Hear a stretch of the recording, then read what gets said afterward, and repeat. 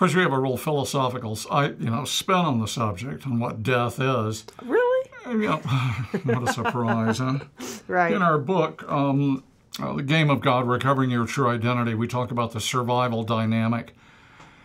And we define survival as the effort of a specific form to maintain its existent structural integrity. Everything in the universe, in the physical, observable universe, is trying to maintain itself through time. It's trying to survive unchanged through time. And there's a reason for that. Because survival correctly equates change with death of the existent. The person who started this sentence that I'm about to finish eventually is dead. There's been a trillion changes in this ego-encapsulated meat suit over here. And the chances of this elaborate unit ever being reconfigured exactly the same are zero, according to our theory. Unless in the future there's some sort of time machine where you could come back and re-experience this moment. God knows why, but we're accounting for taste. So the truth is, in this universe, two of the known dynamic forces, I can't remember which, the interactional forces, gravity, electromagnetism, and the strong and weak nuclear force, two of those things are trying to hold itself, everything is trying to, it uses those to hold itself together through time. The other two are trying to pull it apart. So it's almost like a delicate balancing act between the forces of change and the forces of resistance to change. And the act, coincidentally, is so incredibly, exquisitely delicate that we wake up and look in the mirror every morning and, yep, it still looks like us, So, where'd you pick up from there? Oh, yeah. So what I think you're telling us, and what sounds like to Please me, interpret. is that life and death are two opposite, in this dualistic universe. The life and death are opposing forces that are necessary, both necessary to have the universe as we know it. I think of the Hindu gods. I mean, isn't Shiva the god? Destroyer. And I love that about the Hindu pantheon, is that they include a destroyer as part of their divine creation of the universe, that the creation requires destruction. They go hand in hand. In our Judeo-Christian philosophy, God creates the world. But where's the destruction of the, I guess that's at the end. Or that's Revelation, right? But to have that concept of the creation and destruction being complementary, not contradictory impulses, I think that's very satisfying. And I think that's what you're saying here, that without change, without death of the present configuration, it would not be the universe that we know. It would be a very boring universe, actually, if everything stayed the same. And it's ironic because that seems to be most of our goal in life, is to find something that works for us and then keep it that way forever. To find that place. We think the place of happiness is some place of rest. You don't want to be shipwrecked on some island in French Polynesia before the arrival of Whitey. That's right. In which the island is populated by beautiful virgins who escaped the human sacrifice, and they're delighted to see a man wash up on shore. But the point is that we think that... That sounds kind of Muslim, doesn't it? Yeah, that's right. That's interesting. I should have been a martyr. So we think that if we find that place of deathlessness, of changelessness, then we will find happiness. See Christian heaven. That's right. And so we have this incredibly negative attitude towards death because we see it as the end. We see it as the termination. We see it, as I said, as the opposite of creation. And yet if what I just said is true, we're dying. We have died billions and trillions of times across any two consecutive measurable units of time. Right. We have failed to maintain structural integrity. We're dying every second from the moment you're born. It's a cliche. You start dying. Yeah. Arthur once talked about writing a song called Life is a Terminal Disease, because it's, there is only one end to it, it seems like. And it's not pretty.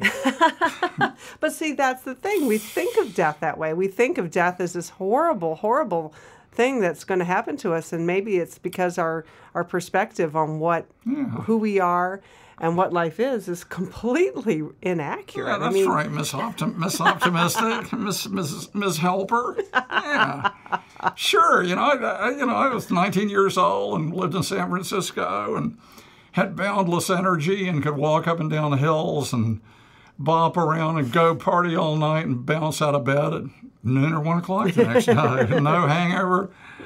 Sure, yeah. When you get old, you just rot, basically. We have these medications now that keep the corpse alive and walking around. Dead man walking. Sure, it looks really good, and then you choke on your own vomit in a nursing home. Oh, boy. See why we kind of resisted doing this show. Yeah, I'm glad we did this show. I think it's much, it definitely seems to be trending. And when you die, if they don't get you in the ground pretty quick, oh, my God.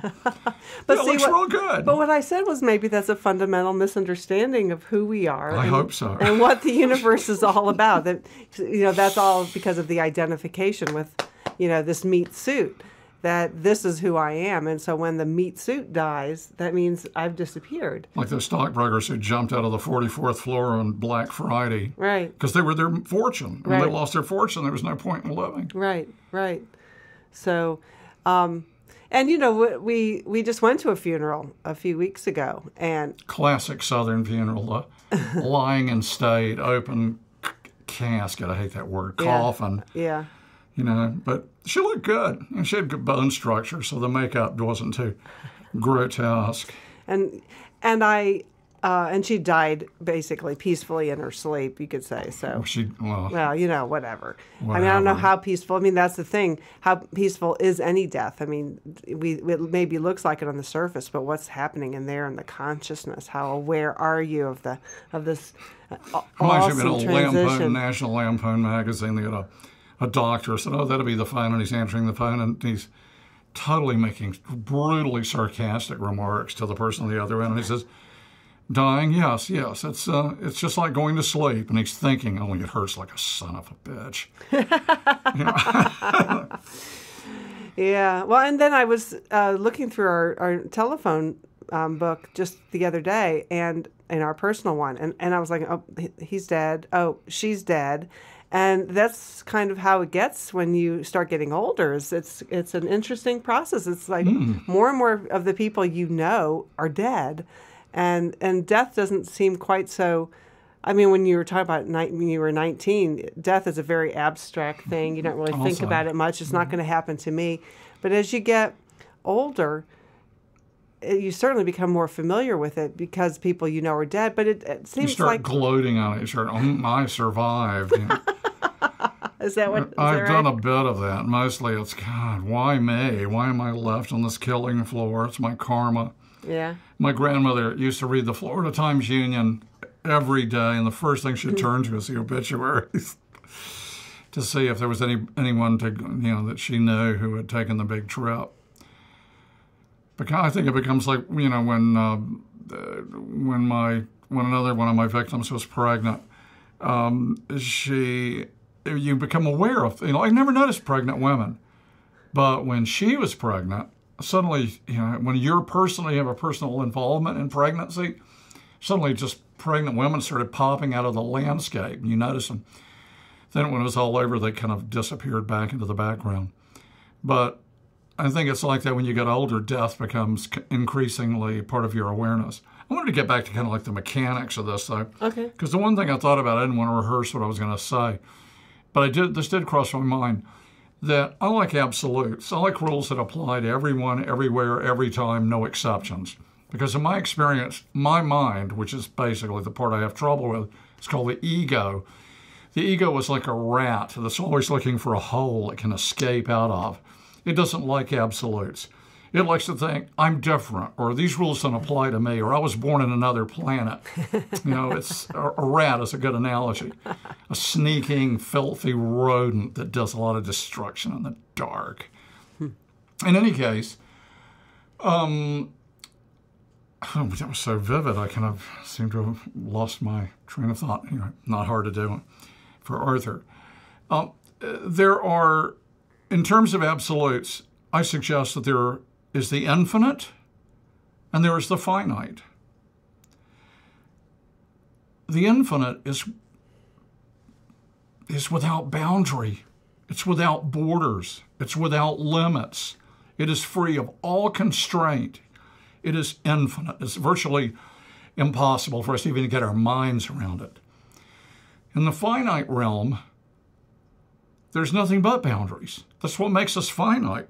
You know, there's somebody, and here's somebody over here, and there's this, and there's that. And what all that is, these separate things, this dualistic always implies too, this myriad of forms, what every single one of them are trying to do is survive unchanged through time. The goal of survival is immortality. And you know what that is? That's being the way you are forever. That's really what immortality is. It's what I always found so nightmarish about the Christian idea of heaven. Imagine being who you are forever. What are we here, 70, 80 years? I'm already getting tired of the show. I've seen this movie already. Seen the reruns, countless reruns. And I want to go to a place and be me for 10 trillion, billion, trillion years, and I'm still me? And it's never going to end? Hallelujah! Thank you! Praise! That's it? Shoot me, please. Maybe hell has got more variety. I don't know. That would get boring too. Punch me out, crush my testicles. Okay, seen that, done that. Patty melted again today. We just did that a few thousand years ago. What are you? Relativity makes the game go round. Makes dynamics. Like music, it'd be like singing a song like, I love you, baby, I love you, baby, I love you, baby, I love you, baby. I can't even be this devoid of dynamics. Right. It's what I'm talking about. It's, I love you, baby, but you broke my heart. I love you, baby, but you really suck. But, it's like life is up and down and in between. But it's always changing and we're always dying. So in infinity, there ain't no change because it's just infinite, whatever it is, the truth, light, whatever. But here in the universe of dualism, there is black and white, night and day, hate and love, jealousy and trust, crime and war and peace and striving and efforting and winning and losing. And all this involved change.